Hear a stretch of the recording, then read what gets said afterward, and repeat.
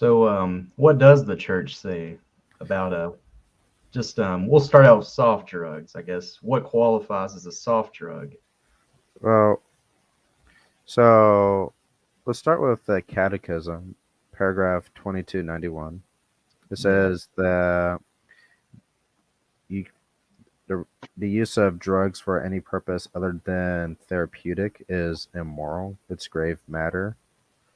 And so when we look at that, that means anything that's not therapeutic. Therapeutic means medical purposes. So if you're using this drug for anything other than medicine, then it is immoral to use.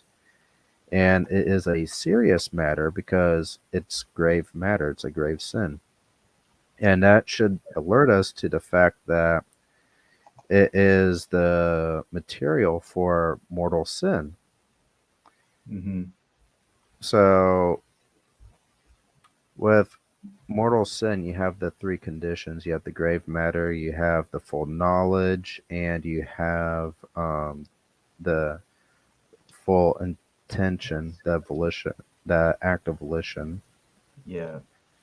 And so you have one of the three conditions right there being met just because of the type of action that is being performed here is so disordered. And then the rest of the paragraph talks about how the manufacturing and trafficking of drugs is a scandalous practice offensive to the common good of society. Yeah. And people who do these practices, they are cooperating in promoting injustice. Mm-hmm. You're eroding the very social order of society because you are actively promoting a thing that is opposed to social harmony. So that's That's just what the catechism says. It doesn't yeah. say what is a drug, but it does specify what is what it doesn't include in 2291. If you look at the previous paragraph 2290, because Yeah. in 2290 it talks about alcohol, tobacco, and medicine as things that need to be used within temperance. It also talks about speeding, right? Don't Mm-hmm. err into excess.